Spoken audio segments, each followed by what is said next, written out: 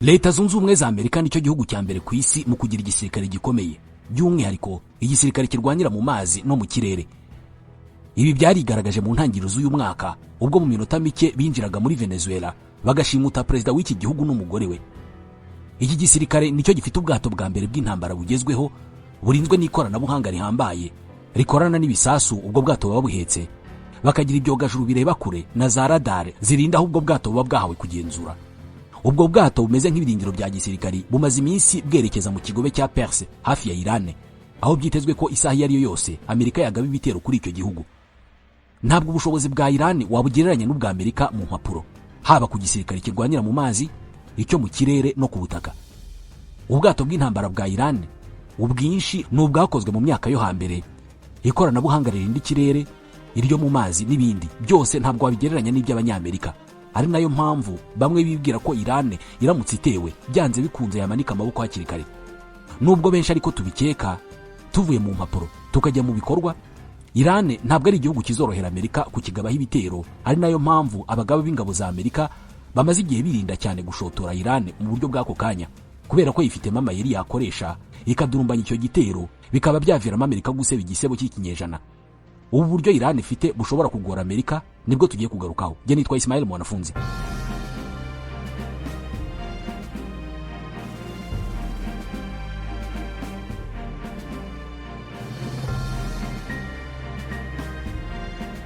Nubwo Amerika imaze iminsi yigamba ko ari ikibazo kigiye gusa ikinjira muri Iran igakuraho ubutegetsi bwa Ayatollah Ali Khamenei, irabizi neza ko Iran nayo iticaye ubusa kandi ko itazarebera ingabo za Amerika nizitangira kumisha ibisasu kuri Tehran.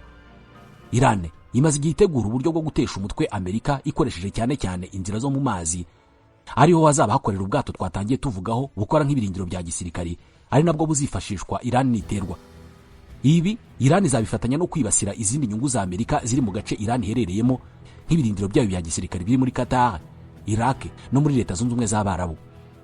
Iran irimo gutegura nka bimwe by'uwihimura ku mubyeyi akajya guhiga umwana we.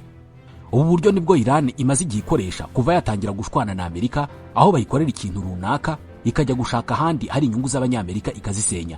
Nk'ubu mu ntambara y'iminsi 12 yabaye mu 2025, Amerika yafatanije na Israel mu kurasa ku nganda za uranium Iran ifite, ariko Iran mu kwihimura ntabwo yagiye gushaka Amerika, yarashe ibisasu byinshi kuri Israel byanangije byinshi.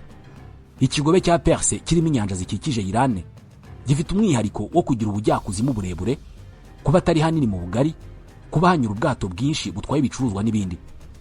Mu gihe Amerika yabiteye, Iran ikihutirwa yakora ni ukwirwanaho, ariko ntabwo byakorwa ishwanyaguza indege z'intambara za Amerika, kubera ko byo birasa n'ibidashoboka mu gihe zaba zahagurutse kubera umuvuduko zigenderaho n'irindi koranabuhanga riziherekeza.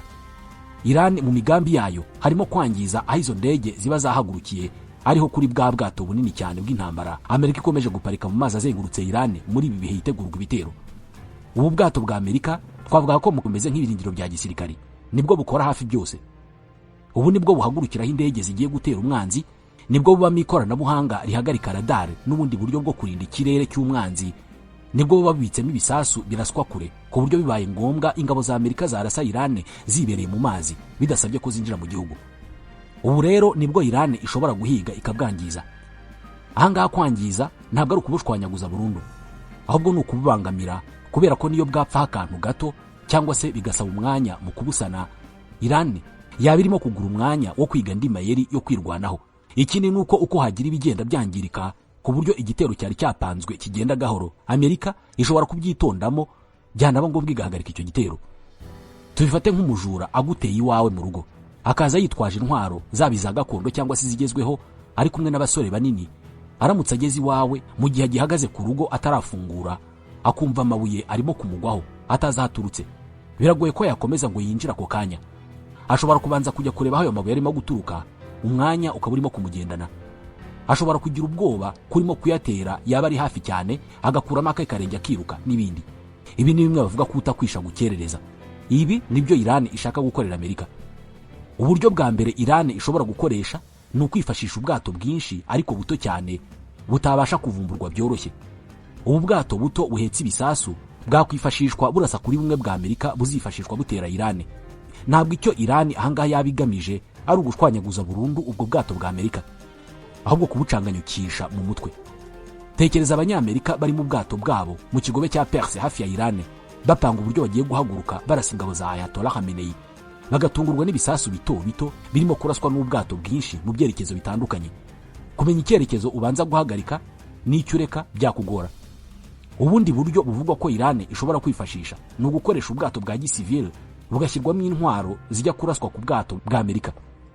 Aka gace Iran iherereyemo kanyuramo ubwato bwinshi bwa gisivile butwaye ibicuruzwa.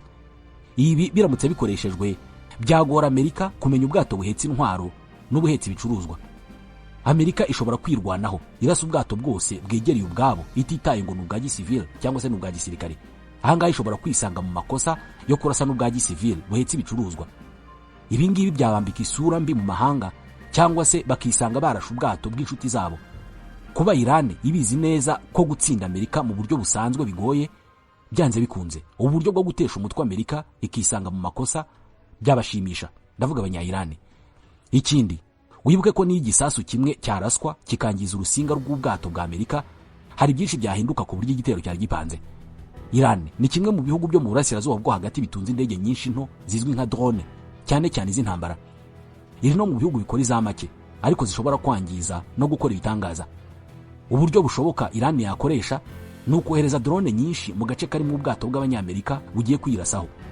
Drone iyo zoherejwe mu buryo nk'ubu ngubu ari nyinshi, icyambere zikora ni ukunaniza systeme y'ubwirinzi bwo mu kirere, radar n'ibindi byuma bishinzwe kuneka umwanzi. Mwibuke ibi byose Amerika ibigenzurira kuri bwa bwato bunini imaze iminsi yohereza mu kigobe cya Perse. Mu gihe radar za Amerika zacanganyukirwa cyangwa se zikaremererwa no guhangana n'urwo ruvange rwa za drone zoherejwe, Iran yaboneraho guca munsi y'amazi igakoresha ibisasu byabugenewe birasirwa mu mazi igamije kwangiza bwa bwato bunini Amerika irimo kwifashisha nk'ibiringiro. Reka tubigarure mu buryo busanzwe. Ni nko gufata abantu bakajya ku irembo ry'umuntu bakavuza induru nyinshi. Byanze bikunze nyir'urugo n'abamurinda bahita bagana ku irembo kureba ikibaye. Mu gihe bakirangariye muri ibyo ugaca mu gikari icyo ushaka mu nzu ukagitwara cyangwa se ugasiga uyishumitse kubera ko uzi ko nutindamo bakayigusangamo bayigutsindamo. Nguko uko Iran ishaka kubigenza. Iran kandi isanzwe izwiho kugira ubwato buto bunyaruka bwa gisirikare, bumwe butwarwa n'umutwe udasanzwe w'igisirikare ari nawo bivugwa ko ukomeye mu ngabo z'icyo gihugu, Islamic Revolutionary Guard Corps. Ubwato bwabo ntabwo butwara ibisasu binini, nubwo gutwara imbunda na za rokete cyangwa se ibisasu biringaniye bishobora kwangiza ubundi bwato. Bugiye ari bumwe ntacyo bwatwara Amerika n'ingabo zayo, ariko Iran irabizi ko itakora iryo kosa. Nukohereza bwinshi cyane icyarimwe kandi bugaturuka mu byerekezo bitandukanye. Kubera uburyo buba bwihuta cyane byagora abanyamerika kuburasa bwose icyarimwe ku buryo hatabura na bumwe buhamya abanyamerika. N'uburyo ingabo zirwanira mu mazi za Iran zimaze igihe zikoresha, kandi abanyamerika barabizi kubera ko abayobozi babo mu bya gisirikari bakunze kugaragaza ko bakwiriye kwitegura kurwana urugamba rumeze gutyo mu gihe Iran yabibikoze. Andi mayeri Iran iryamyeho ni ugukoresha gutega imitego mu mazi, cyane cyane mu bunigo bwa Hormuz bunyuramo ubwato bwinshi kandi hakaba ari ahantu hato hafunganye. Ahangaha bivugwa ko nibura 1/5 cya petrol icuruzwa ku isi yose inyura muri aka kayira. Iran ifite imitego, ni ukuvuga ibisasu bitegwa hasi mu mazi bifite ubushobozi bwo kumenya icyo babitumye bigendeye ku ijwi ry'ubwato cyangwa se uburemere bwabwo. Ni ukuvuga ko ari imitego idapfa guturikana ikibonye cyose, ahubwo ibanza guhuza amakuru y'icyo bayihaye guturitsa, yabona bihura neza ikabona guturika. Akazi k'iyi mitego ntabwo ari ugushibukana umwanzi gusa. Umwanzi aramutse amenye ko inzira agiye kunyuramo yatezwemo iyo mitego, ashobora no guhagarika igitero yaragiye kugaba kubera ko abatazi aho umutego uyu n'uherereye. Kumenya ko muri aya mazi harimo imitego ubwabyo bishobora kugira ingaruka zirenze iza gisirikare. Mwibuke, ahangaha ni hamwe mu nzira zinyuzwamo ibicuruzwa byinshi ku isi, cyane cyane petrol. Ubwato bw'ubucuruzi bwamenye ko ubunigo bwa Hormuz burimo imitego ntabwo bwakongera kuhanyura. Abacuruzi nibahagarika gutwara petrol, ibiciro ku masoko hirya no hino ku isi biziyongera, byose bijye ku mutwe wa Amerika yagiye kuhagaba ibitero. N'ubundi buryo bwo gushyira igitutu kuri Amerika. Agace Iran iherereyemo nako kayishyira mu mwanya mwiza w'ubwirinzi karemano. Ubutaka bwa Iran bukora ku mazi, ubwinshi bugizwe n'imisozi miremire n'urutare. Ibi ngibi bigaha igisirikare cya Iran amahirwe adasanzwe kubera ko bicyorohera kuba cyatwara ibisasu biraswa kure bikegerezwa hafi y'inyanja nta urabutswe. Iran ifite imodoka zirasa ibisasu zigenda ku buryo bigora ushaka kuzishwanyaguza kubera ko ziba zitahamye hamwe. Kubera uburyo iyi misozi ya Iran iteye, byorohera igisirikare cyayo kwegereza izo modoka hafi y'igice ubwato bwa Amerika buherereyemo. Ni ukuvuga ngo mu gihe byagora Irani kurasa igahamya ku bwato bw'abanyamerika ibisasu bivuye Tehran, byayorohera gukoresha izo modoka zikarasa ziri munsi y'imisozi hafi y'aho ubwato bw'abanyamerika buherereye. Ibi byashyira igitutu gikomeye n'ubwitonzi ku ngabo za Amerika, kubera ko igitero cyayo kigiye kubera ahantu hagoye cyane bitandukanye n'ahandi. Ni ukuvuga ko nubwo Amerika igiye gutera, nayo irabizi neza ko ishobora guterwa isaha iyo ari yo yose, kandi amazi yo mu kigobe cya Perse ntabwo ari manini cyane nk'uko izindi nyanja zimeze. Ni ukuvuga ko ingabo za Amerika nta bwinyagamburiro buhagije zihafite. Indi turufu Irani ishobora gukoresha niyo gukoresha ubwato bugendera munsi y'amazi, sous-marin.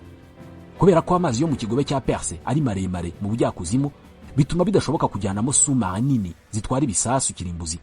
Irani ifite sous-marin zindi zikoresha ibikomoka kuri petrol zijyanye neza n'agace iki gihugu giherereyemo.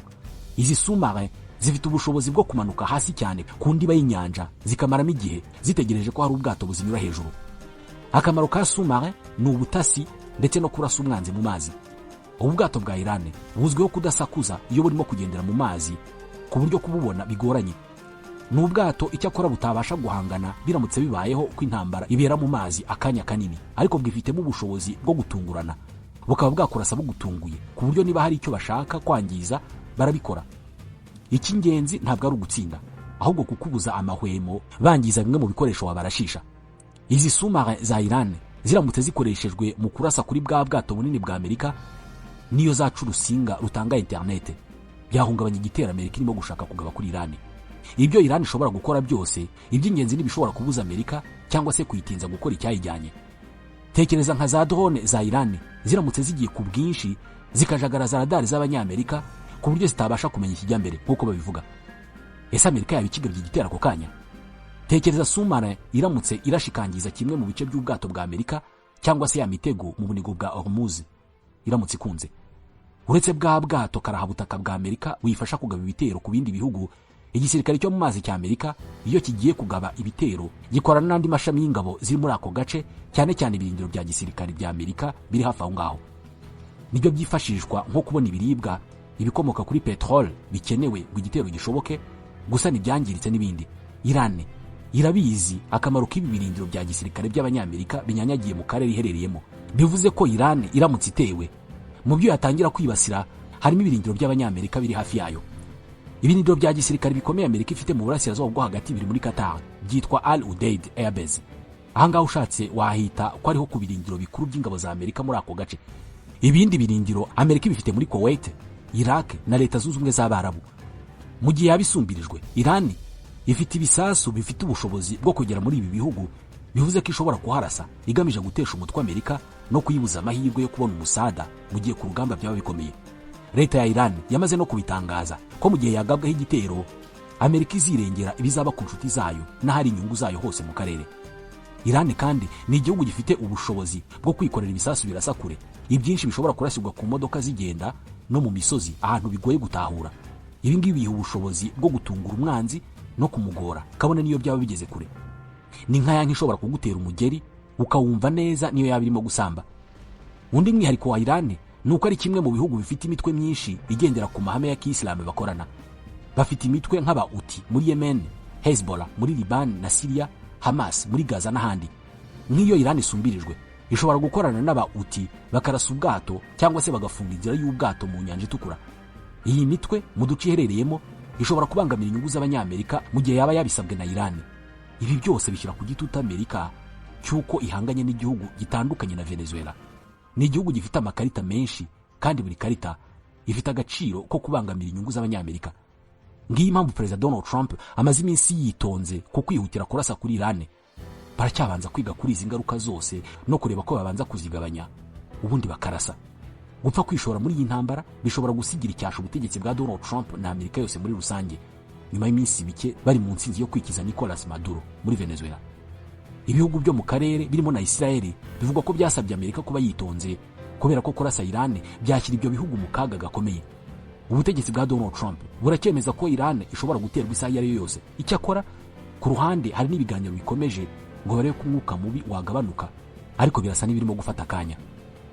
Amerika irashaka ko Irani ihagarika gutunganya uranium ari ivamo ibisasu kirimbuzi, ndetse Iran ikemera gushwanyaguza uranium yamaze gutunganywa ku kigero cyatuma igira ubushobozi bwo kwikorera ibisasu kirimbuzi, Iran ibi ntibikozwa ibyo gusenya ibyo yagezeho kubera ko byatuma iguma gusuzugurwa na Amerika cyangwa se kubaho nk'umwana wayo. Ibi byose nibyo bitaracayuka, ariko byanze bikunze tuzabimenya mu gihe cya vuba. Nitwa Ismael Mwanafunzi, ndabashimiye.